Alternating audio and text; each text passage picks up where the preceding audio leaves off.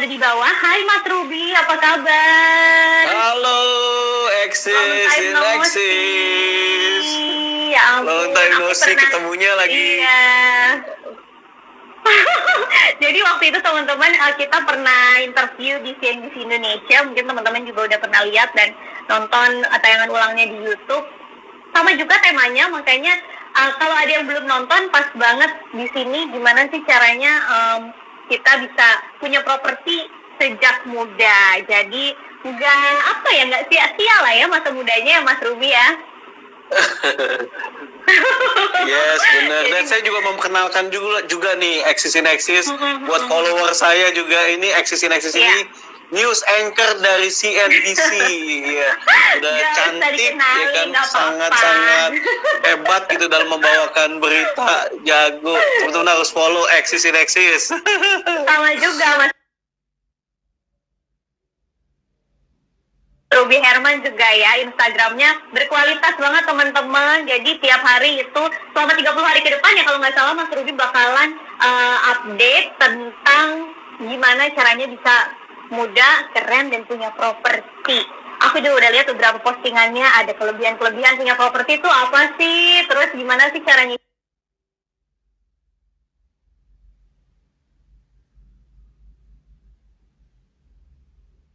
DP. Nah itu nanti kita bahas juga ya Mas di sini ya. Tapi aku mau tahu dulu dong.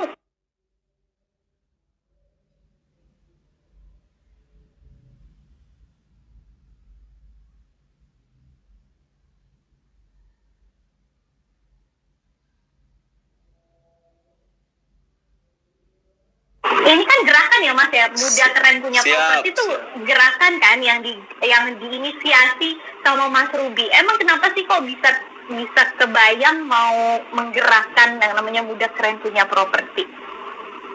Yes.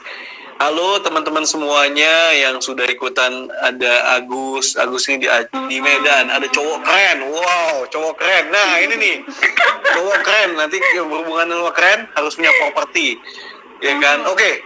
Kenapa sih saya menggaungkan namanya gerakan muda keren punya properti? Karena gini loh Exis, saya banyak menjumpai realita, saya menjumpai banyak orang yang umurnya udah senior, umur 55 tapi nggak punya properti, nggak punya rumah atau apartemen atau tanah apapun ya nggak punya. Jadi kepusingan sendiri. Mungkin teman-teman di sini ada yang tahu nggak siapa mungkin orang-orang yang nggak punya rumah gitu, umurnya 55. Nah, sedangkan kita tahu ya Exis ya bahwa umur 55 itu ya kan udah masa pensiun gitu kan ya. Benar. Udah masa pensiun. Harusnya udah santai-santai gitu kan. Bener banget Exis. Jadi kan usianya udah santai-santai. Kalau udah pasti punya cucu lah rata-rata ya, udah punya cucu. Nah, biasa nimang cucu atau jaga cucu. Tapi kan kalau misalnya nggak punya rumah, kita akhirnya pusing, sibuk buat cari tambahan, cari uang untuk bayar kontrakan atau bayar kos-kosan atau apapun gitu loh kan. Nah, kalau misalnya yang mereka bisa tinggal sama anak, oke, kalau anaknya berhasil. Kalau anaknya juga ngontrak, ya kan pusing juga. Biasanya kan ikutin orang tuanya juga dong, biasanya kan, karena ngelihat orang tuanya santai-santai aja gitu kan, jadinya anaknya juga nggak berpikir nih untuk beli properti dari muda gitu. Nah, Mas Ruby, iya. Kalau dibilang muda keren punya properti, sebenarnya mudanya tuh seberapa sih kita bisa punya properti, Mas? Oke, bicara muda, kita bisa kategorikan mungkin milenial ya. Kalau saat ini lagi ngetren kan, milenial. Nah, bicara soal teman-teman yang udah mungkin 2-5 tahun kerja gitu kan ya. Yang sudah menjadi karyawan tetap gitu kan ya. Nah, ini menjadi pertimbangan yang bagus untuk memikirkan nih, udah mulai memikirkan untuk punya properti atau beli properti gitu loh ya. Jadi karena gini, syarat perbankan pasti juga ada syaratnya. Minimal harus ada jadi karyawan tetap, ya kan, nggak boleh tuh karyawan kontrak, jadi karyawan tetap. Nah, kemudian juga harus punya penghasilan. Benar. Nah, kalau cicilan itu, kita bisa bahas cicilan itu, kalau perbankan biasanya mengajukan syaratnya yaitu cicilannya itu 1/3 dari income, dari gaji. Jadi, nah, beli properti dengan menggunakan gitu ya. menggunakan perbankan itu ada syarat-syaratnya. benar. Yes, 30% kalau syarat perbankan. Nah, itu aja ada syaratnya ya, Eksis ya. Jadi, kalau misalnya nggak dari muda persiapan, kalau udah tuanya udah terlambat, Eksis. Udah tuanya udah terlambat. Jadi jangan sampai, nah ini menurut saya ini perlu saya gaungkan, karena realitanya di dunia sekarang itu lebih banyak tentang lifestyle, ya kan, tentang mungkin sosialita misalnya gitu kan, Benar, tentang apalagi bagaimana kan jalan-jalan. iya.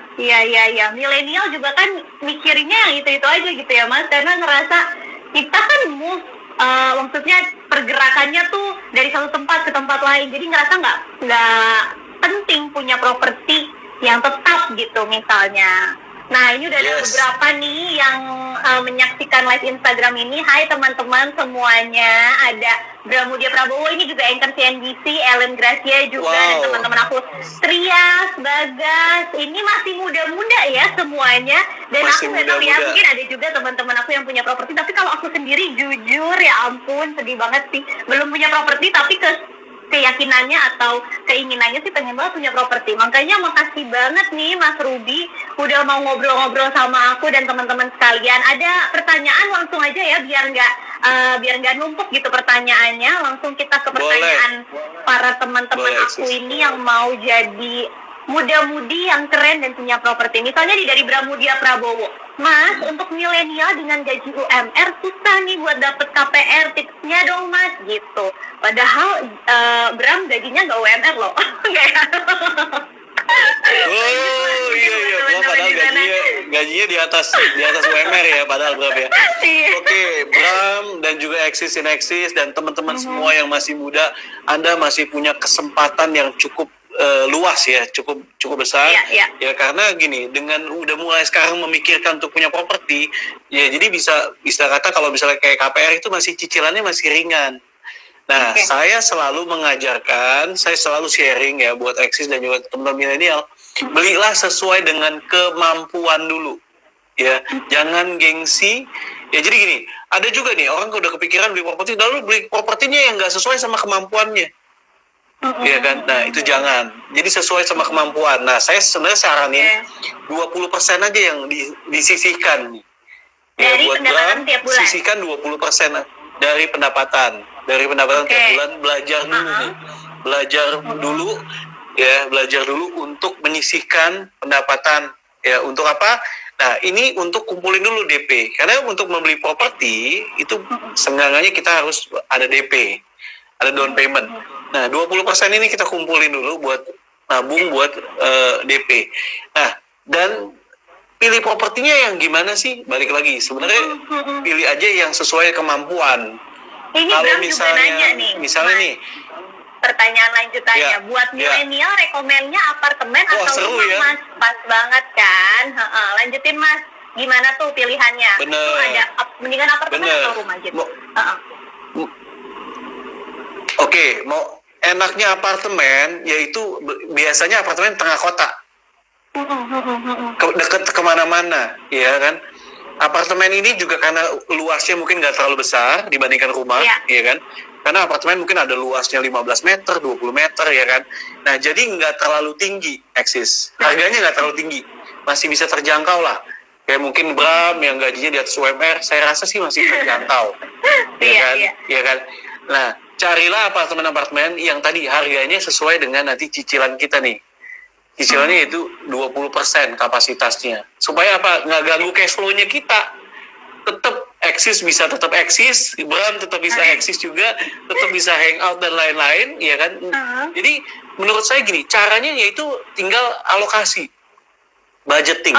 Disiplin juga ya. Nah, disiplin, betul sekali. Soal tadi balik lagi, apartemen atau rumah? Ya, kalau rumah mungkin rada besar, apalagi khususnya mungkin di Jakarta. Rumah ini harganya mungkin agak tinggi, ya kan?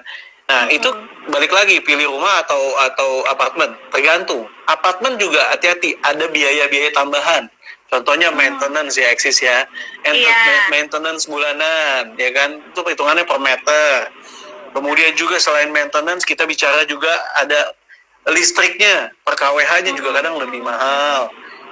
airnya itu juga. Jadi parkir. Benar. Nah, itu perlu dipertimbangkan. Nah, Jadi saya kadang mungkin lebih menyarankan, murah tapi ada biaya-biaya tambahannya gitu ya.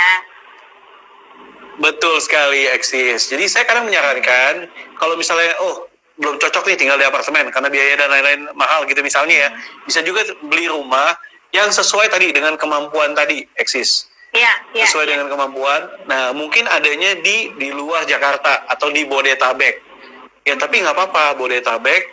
Nah, karena misalnya gini, Eksis, dengan tadi yang 20% kita alokasikan, ya kan? Nah, itu senggangannya teman-teman nanti punya rumah. Mungkin ada di Bodetabek mungkin ya. Sekarang kan, tapi kan saya kan di Jakarta nih kerjanya itu. Ya udah di mix sama ngekos saat ini. Kita namanya menunda kesenangan dulu, tapi kita ngekos mungkin di tempat ya yang jangan terlalu mahal juga. Tadinya mungkin kos-kosannya yang mungkin 3 juta atau 2,5 juta, ya mungkin kita ikat pinggang dulu lah dikit gitu kan ya, kos-kosannya yang lebih nyaman, tapi punya rumah mungkin di Bodetabek tadi, daerah Bodetabek. Karena pemerintah kita ada juga namanya rumah subsidi ya, FLPP bilangnya. Rumah subsidi harganya saat ini mungkin 168 juta. 168 juta, ya kan? Nah, sahabat milenial bisa punya properti yang tadi mungkin FLPP DP-nya 5%, kemudian juga angsurannya flat, bunganya juga 5%. Nah, ini juga bisa karena pemerintah kan mendukung ya, Eksis ya, mendukung punya properti, ya kan. Nah, tiap tahun itu bakal mengalami kenaikan, tahun akan mengalami kenaikan. Nah, jadi sobat yang masih milenial, masih pelan-pelan kita bisa mengatur, kita punya keuangan, masih bisa namanya jajan, jalan-jalan, dan lain-lain, tapi kita alokasikan. Karena penting sekali, harga rumah itu, harga properti itu tiap tahun pasti meningkat. Rumah subsidi pun meningkat harganya. Gitu loh. Jadi teman-teman dengan pola mindsetnya, pola pikirannya dengan kita mengalokasikan dana, kita beli nih propertinya. Teman-teman bisa beli di mana aja. Yang penting rumahnya, saran saya yaitu ready. Kalau rumah subsidi rata-rata ready baru akad gitu loh ya. Ready baru akad gitu loh. Habis akad kredit langsung udah bisa tinggalin tuh gitu kan ya. Nah, jadi kalau misalnya saya income-nya udah cukup besar kok, ya kan 20%-nya cukup besar gitu, bisa beli rumah komersil yang harganya mungkin 200 jutaan ya. Nah, tapi saran saya yaitu teman-teman ya, jangan sekali di luar kemampuan. Jangan sampai 50% gitu sih. Gitu, Eksis. Tapi Mas, kalau bicara rumah subsidi tadi, aku dengar juga banyak keluhan kalau rumah subsidi itu katanya jauh banget, kayaknya di tempat jin buang anak gitu. Dan kayak jauh dari mana-mana, buat apa? Mungkin banyak teman-teman yang mikir buat apa punya properti, tapi nggak bisa kita tempatin saat itu juga karena lokasinya nggak strategis gitu. Itu gimana kalau menurut Mas Ruby? Yes, menurut saya gini, jauh atau tidaknya relatif. Karena gini, sekarang ini kan pemerintah dukung dengan infrastruktur. Infrastruktur itu kayak bisa jalan tol, terus juga nanti ada LRT, ya kan? MRT juga kita udah beroperasi kan. Nah ini kalau pemikirannya jauh, mungkin saat ini kan kita sesuaikan sama pendapatan kita kan. Karena gini loh, semakin menunda, harga propertinya semakin tinggi dan akhirnya lama-lama nggak kebeli. Karena percaya nggak, dulu itu kayak rumah-rumah yang masih dulu kayak di Serpong, kayak Kelapa Gading, itu adalah awalnya rumah subsidi. Kelapa Gading juga sebagian besar itu ada rumah subsidi gitu loh. Dulu juga bisa yang tadi kamu bilang tuh ya kan, lokasi kejauhan gitu kan ya. Tapi dulu yang beli dulu, sekarang peningkatan harganya juga makin tinggi. Ya, dulu sebagian kayak misalnya daerah Bekasi banyak juga yang awalnya rumah subsidi gitu loh, eksis. Tapi dengan perkembangan zaman, pembangunan di sana sini udah rame gitu loh. Ya jadi nggak usah khawatir karena peningkatan itu ya kan, peningkatan pembangunan itu akan membuat ya kayak dulu. Kayak saya berasa dulu ke Bekasi tuh jauh banget. Sekarang tuh rasanya deket banget gitu. Beda planet ya, beda planet. Karena udah kebiasaan gitu, eksis. Dulu bilangnya beda. Aduh, tapi bener loh. Itu yang dulu bilang beda planet ya, eksis ya. Membuat harga Bekasi nilainya makin tinggi loh, eksis. Oke, jadi gara-gara gitu ya. menguntungkan di Bekasi. Dulu harga Bekasi paling 500.000 per meter, sekarang udah bisa 5 juta per meter eksis. Bayangin kenaikannya 10 kali lipat gitu loh eksis. Oke. Gitu. Dan saya mau tambahin lagi kenaikan persentase.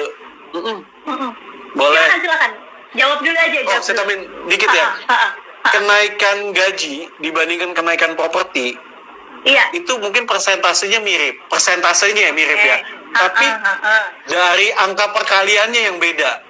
Kayak contoh, rumah subsidi dari 168 juta. Kalau dia naik 5%, nah 5% kali 168 juta. Kalau gaji, misalnya sama-sama naik 5%, misalnya gaji 5 juta.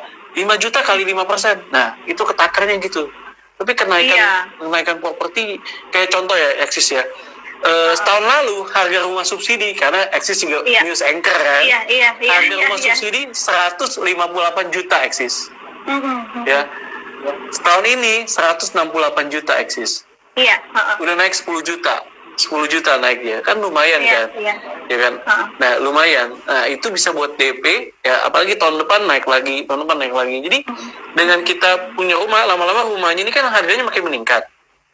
Yang misalnya kita jauh lah rumahnya jauh, itu kan harga meningkat. Nah, suatu saat mungkin 5-10 tahun kita bisa jual, ya, dijual harganya lebih tinggi, kita bisa pindah ke yang lebih dekat. Gitu, eksis. Gitu ya teman-teman. Nah, kita lanjut ke pertanyaannya nih dari JS Park. Hai, Mas JS Park. Kalau yang kerjaannya, kalau tadi kan kerjanya tetap nih, misalnya gajinya UMR. Kalau ini ada lagi nih, yang kasusnya kerjaannya freelance, Mas Ruby. Ada cara lain gak nih buat ajuin cicilan ke bank? Jadi freelance tapi tetap pengen punya properti dong. Kan semua orang berhak gitu ya. Betul. Nah, kalau freelance ini, kalau saran saya adalah gimana kita bisa freelance ini meningkatkan penjualan kita punya omset gitu. Iya. Nah, kalau saran saya, kalau freelance ini kan main variable income. Begitu dapat handle job yang besar, pasti dapat komisi juga besar ya, eksis ya. Biasanya handle project gitu ya. Nah, sebenarnya kalau teman-teman yang ini peluangnya lebih besar sih, eksis. Peluang untuk membeli lebih besar. Karena gini, developer juga ada namanya cicilan bertahap, eksis. Cicilan bertahap ke developer. Nah, itu nggak perlu di BI checking. Jadi teman-teman bisa beli properti ya, mungkin yang non subsidi lah ya, kita bicara non subsidi ya, ke developer dengan cara pembayaran tunai bertahap. Karena bisa cari ya developer. Kadang-kadang suka ada yang nipu-nipu gitu, takutnya. Kalau aku ya, pikiran aku ya. Yes, eksis. Nah, saran saya ya eksis, kita carilah properti yang ready, yang udah jadi, eksis. Saya saat ini seringkali menggaungkan carilah properti yang ready. Jadi lebih baik udah kelihatan dulu propertinya, baru kita beli itu gitu, belum ready, terus udah gaung-gaung besar gitu ya, Mas? Ya gitu ya, eksis. Jadi kan kayak misalnya kita mau beli rumah nih atau beli apartemen yang udah jadi, kan tinggal, kalau misalnya yang tadi, kalau yang non freelance kan bisa KPR, habis akad langsung bisa serah terima kan, gitu kan ya, eksis ya. Nah, jadi lebih baik yang aman tuh yang udah ready, eksis. Gitu. Banyak kok. Kalau tanya, banyak kok, ya kan. Banyak kok developer yang menyiapkan ya unitnya ready gitu loh, eksis. Nah, balik lagi tadi yang bicara soal yang freelance ya, eksis ya. Nah, yang freelance tadi ya bisa pelan-pelan untuk cicilan panjang, eksis. Ada kok developer yang cicilan panjang, tapi syaratnya lagi harus yang sudah jadi. Gitu. Dan dilihat juga ya, Mas, gimana sih background developernya ini, apakah udah ada sukses story-nya sebelumnya atau dia baru gitu ya. Jadi nggak sampai ketipu dalam tanda kutip, karena sebenarnya mungkin banyak banget developer properti yang benar, cuma karena kalau kita sekali aja ada pengalaman ketipu gitu ya, Mas, langsung kan paniknya tuh, traumanya bertahun-tahun gitu ya, apalagi langsung nyebar nih ke mulut-mulut orang, jangan beli ini, jangan beli itu, nanti jatuhnya Oke. Mas, benar sih, kalau ditanya, jadi kalau saran saya balik lagi. Lanjut, Mas, ini agak delay. Ya, lanjut ya. Balik lagi eksis, untuk kondisi seperti ini kita tahu bahwa ya saat ini kondisi kan nggak cuma di Indonesia mengalami goncangan kan, mengalami Betul. goncangan dan juga di dunia. Nah balik lagi, saya nggak bahas developer satu-satu, tapi lebih baik saran saya yaitu adalah yang udah ready eksis. Oke. Carilah Iya. properti yang udah ready eksis. Nah udah ready pun juga banyak kan. Kalau udah ready juga banyak yang sesuai sama kemampuan kita. Iya. Gitu, karena kita nggak tahu apa yang bisa terjadi gitu lah eksis. Iya Mas. Jadi Mas saran Ruby, saya buat teman-teman semuanya, ya kan, ya kalau kita baca Ya. berita terbaru gitu ya Mas, ada juga nih di CNBC Indonesia, teman-teman mungkin bisa update beritanya pas banget gitu ya. Hari ini ada rilis dari Bank Indonesia yang menyebut bahwa penjualan properti residensial kita tuh anjlok banget nih Mas di kuartal pertama sampai 43%, dan harganya juga tumbuh sih tapi melambat. Nah kalau buat kita yang mau tadi bisa muda, keren, dan punya properti, apakah masih memungkinkan nih di masa-masa seperti ini yang tadi kata Mas Ruby, bukan cuma Indonesia ya yang mengalami tekanan, tapi seluruh dunia, itu masih memungkinkan nggak sih kita masuk ke sektor properti ini gitu ya, membeli rumah di masa-masa seperti ini? Karena harganya tadi lagi murah. Kalau di saham itu kan justru jadi peluang tersendiri nih kalau harga murah, karena belanjanya istilahnya banyak diskonnya gitu kan, jadi bisa dapat untungnya nanti lebih banyak juga. Kalau di properti gimana? Apakah sama juga kayak gitu prinsipnya? yes, eksis. Nah, saya mau sharing juga eksis. Di kondisi seperti ini selalu ada tiga macam jenis golongan kondisi orang tersebut gitu ya. Pertama, ada yang lagi surviving. Kondisinya lagi survive. Mungkin dia lagi di PHK dan lain-lain, keuangannya survive banget gitu loh. Mikirin buat bulan ini ya kan, gimana dapetin uang, survive ya, kondisi survive. Kedua, ada lagi kondisi yang teman-teman lagi saving ini, teman-teman lagi bekerja di bisnis yang nggak kena dampaknya ya. Banyak kan bisnis-bisnis yang nggak kena dampak, bahkan lagi meningkat gitu lah. Kesehatan, farmasi dan lain-lain tuh nggak kena dampak, e-commerce dan lain-lain nggak kena dampak. Nah mereka saving gitu loh, mereka bisa dapat income dibanding pengeluaran, ada spare, mereka bisa saving gitu loh eksis. Nah saving ini mereka bisa alokasikan tadi yang tadi saya bilang 20% bisa buat beli properti gitu kan. Nah yang ketiga eksis adalah golongan orang yang udah nabung nih dari tahunan yang lalu, setahun 2 tahun yang lalu udah nabung, udah siap-siap nih, lagi menantikan masa-masa seperti ini. Kenapa masa seperti ini? Saya bukan bilang masa coronanya ya, tapi menantikan masa-masa di mana harga properti lagi turun. Harga properti turun. Ini orang yang sudah nabung persiapan, ini timingnya untuk mereka beli, gitu loh. Oke, timingnya nih ya, yang paling pas buat beli tuh kata kuncinya. Yes, karena ini juga krisis ini pernah juga terjadi, mungkin 98 pernah krisis, 2008 pernah krisis. Nah banyak juga orang-orang yang punya dana eksis ya, yang lagi savingnya banyak, mereka beliin tuh properti gitu eksis. Oke. Nah Mas, ini masih terkait juga nih dengan rilis BI tadi ya. Kalau kata rilis BI, survei BI tadi, survei properti residensial Bank Indonesia, penurunan atau perlambatan harga itu terjadi di hampir semua tipe rumah, khususnya tipe menengah dan tipe besar. Nah kalau dari Mas Ruby sendiri nih, kalau bicara tipe, yang mana sih sebenarnya Mas yang jadi preferensi Mas Ruby kalau kita mau membeli rumah yang bisa untuk investasi juga mungkin depannya? Prospeknya seperti apa? Ini untuk membeli rumah pertama sama investasi saya bedakan eksis. Saya bedakan. Kalau investasi merupakan orang-orang yang tadi investor lah, tipe-tipe yang mereka punya tabungan, mereka akan hunting properti-properti yang harga marketnya itu jatuh sampai mungkin 30%, 40%, bahkan 50%. Time to buy gitu loh. Tapi rata-rata itu kalau yang diskon-diskon besar itu kebanyakan pembayarannya cash keras. Kebanyakan ya eksis ya, kebanyakan. Nah, kalau misalnya untuk orang yang mau beli rumah pertama, kalau mereka memang udah siap untuk ada dana cash keras, silakan. Tapi kalau mereka untuk yang nggak ada, menggunakan untuk membayar kredit, KPR dan lain-lain, ya tinggal cari developer yang lagi promo eksis. Iya, benar. Developer yang lagi promo. Besar dan kecil relatif, balik lagi. Tergantung sama kantong kita nih, atau budgetingnya kita.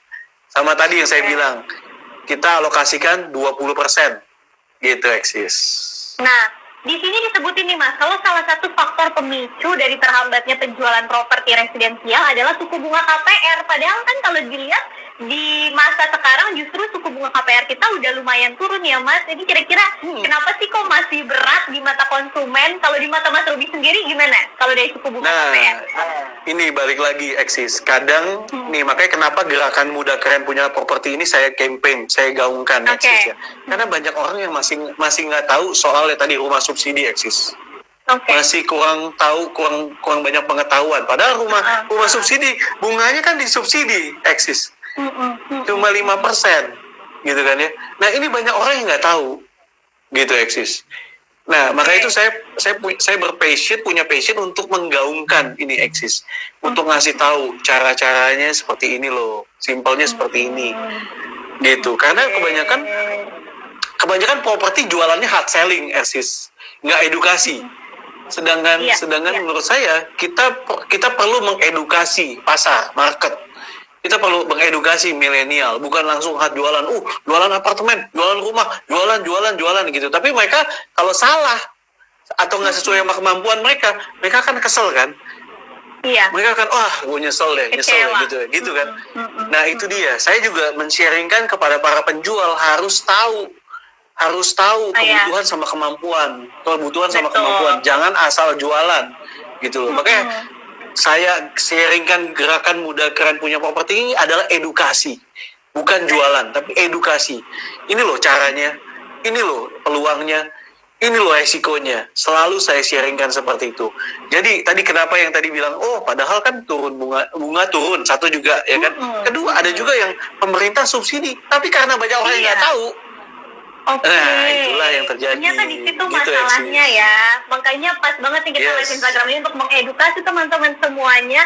Ternyata kita bisa loh, masih muda, keren, dan punya properti. Nah, ada lagi nih pertanyaan masih dari JF Park. Kalau, ini berbicara dokumen gitu ya. Kalau akad dan kita dapat AJB, sekuat apa sih AJB itu sebagai bukti kepemilikan bangunan tersebut, Mas Ruby? Yes, AJB ini akte jual beli. Akte jual beli itu adalah surat gitu loh, surat yang menandakan bahwa telah terjadi transaksi antara si penjual dan si pembeli. Memang ini menuju untuk ke sertifikat. Biasanya gini. Untuk pemecahan, biasa developer itu akan pecahin sertifikatnya ke masing-masing ke jadi perumahan, dan memang itu butuh waktu.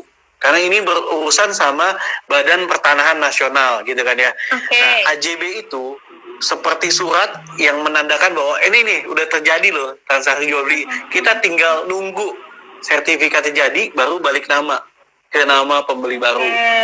Kalau ditanya kuat atau enggak, menurut saya kalau secara notaris atau secara sudah dilegalisir di notaris itu sih lumayan kuat.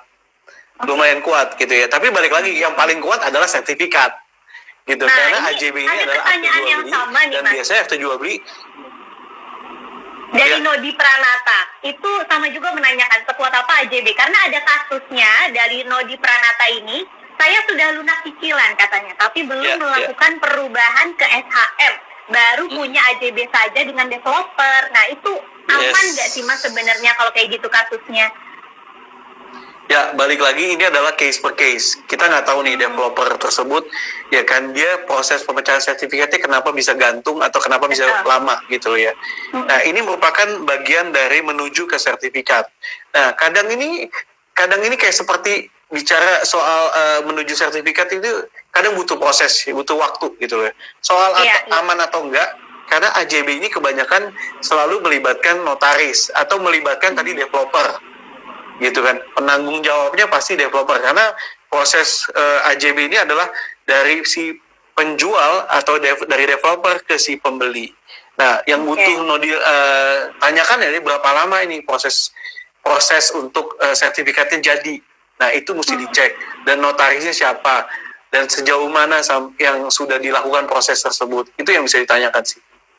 Oke, Gitu. terima kasih banyak Mas Ruby. Tadi udah dijawab semua ya pertanyaannya teman-teman aku sekalian di sini yang masih muda-muda dan pengen punya properti. Nggak kerasa kita udah 30 menit, Mas. Mungkin pertanyaan Wow. terakhir nih ya. Pertanyaan terakhir Boleh. buat Mas Ruby. Kan kita temanya muda keren punya properti. Apa aja sih langkah-langkahnya, Mas, secara singkat? Gimana caranya supaya kita yang masih muda bisa punya properti dari gini, apalagi bisa buat investasi, bukan cuma buat ditinggalin aja. Mas Ruby, silakan. Oke, Eksis, saya juga mau kasih buat follower Eksis, dapat ebook Muda Keren Punya Properti. Caranya tinggal DM ke saya aja. Saya kasih langkah-langkahnya lebih detail. Saya kasih langkah-langkahnya lebih detail. Iya. Ya, tinggal DM ke saya aja, ya kan, mau ebook nanti saya kasih for free. Karena ini saya kegiatan edukasi. Thank For free, you. silakan, ya. Oke, langkah yang harus dilakukan pertama, cek dulu keuangan diri. Cek dulu keuangan diri. Jadi kita bukan cek keluar nih, cek ke dalam. Kira-kira mindsetnya saya sebagai milenial muda gitu, saya mau nggak punya properti? Cek dulu gitu kan. Iya. Saya mau dulu nggak nih punya properti? Kalau mau, saya siap nggak untuk ya kesenangannya dikurangin dikit lah, ya. Kesenangannya dikurangin dikit. Yaitu kita harus siapin 20% lah. 20% untuk apa? Untuk nabung DP. Ya. Iya. Nggak usah pilih-pilih properti dulu, nggak apa-apa. Kita tanyakan dulu ke diri kita. Kita mau nggak nih umur 55 tahun nggak punya properti? Kalau nggak mau, ya udah start dari sekarang. Jadi tanya, kalian bicara dulu ke diri kita masing-masing. Siap kan nih untuk namanya ngurangin kesenangan? Kalau siap, yes. Yakin? Yes. Kalau yakin, ya udah komitmen. Komitmen apa? Nabung DP dulu deh. Belajar nabung DP dulu sebelum itu. Ya, nabung DP. Itu yang kedua. Ya kan? Nah, itu yang kedua. Dari situ baru kita melihat properti yang sesuai dengan tadi kapasitas kita. Kapasitas kemampuan kita. Kita lihat mana nih. Sabar aja dulu. Gitu loh. Beli properti ini butuh waktu. It's okay, butuh waktu gitu loh. Jadi luangkan waktu, investasikan waktu untuk apa? Untuk survei. Keliling-keliling ke developer A, developer B, ke developer C, keliling-keliling atau pameran ya. Nah, sekarang sih belum ada pameran ya.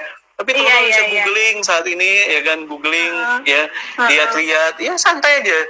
Buat planning. Mungkin dalam berapa tahun nih? 2 tahun mau punya rumah, punya properti. Nah, itu. Nah, habis itu udah lihat-lihat sesuai gak? Sesuai, mungkin koordinasi sama orang tua, cocok kan nih gitu kalau lebih. Ya kan, hitung-hitung ya kan, di sini jaraknya berapa, dihitung-hitung, diyakinkan gitu kan. Nah, kalau memang udah serak baru ambil gitu. Jadi pelan tapi pasti ya. Kayak di IG saya, kura-kura aja punya rumah. Kamu kapan gitu? Benar. Masa kalah sama kura-kura gitu ya. Ini ada lagi sih sebenarnya beberapa yang baru gabung gitu ya, seperti Mas Elmo, ini juga yang ke CNBC. Kemudian ada teman aku Elga TP. Halo Eksis dan Ko Herman. Halo Elga. Jadi emang jelas banget ya yang tadi udah dikasih tahu sama Mas Ruby, sebenarnya bisa kok, bukan cuma mimpi gitu. Kalau kita para milenial mau keren dan punya properti gitu ya. Dan tadi makasih banyak banget loh Mas Ruby. Ternyata teman-teman yang menyaksikan live Instagram ini bisa langsung DM Mas Ruby Herman itu untuk meminta sih ya, sebenarnya Mas Ruby yang kasih ya. Itu saya kasih. janjinya Mas Ruby ini secara free. Kapan lagi bisa dapat buku gratis ya, buku gratis ini tentang gimana caranya kita bisa jadi anak muda yang keren dan punya properti, bukunya Mas Ruby. Oke, makasih banyak Mas Ruby. Semoga kita bisa cepat ketemu ya setelah semua ini selesai dan bisa ngobrol-ngobrol lagi ke depannya gimana sih tentang properti di Indonesia. Makasih Mas Ruby, sampai jumpa nanti. Thank you ya, Eksis, sukses. Iya, Selalu siaran sukses Eksis. terus.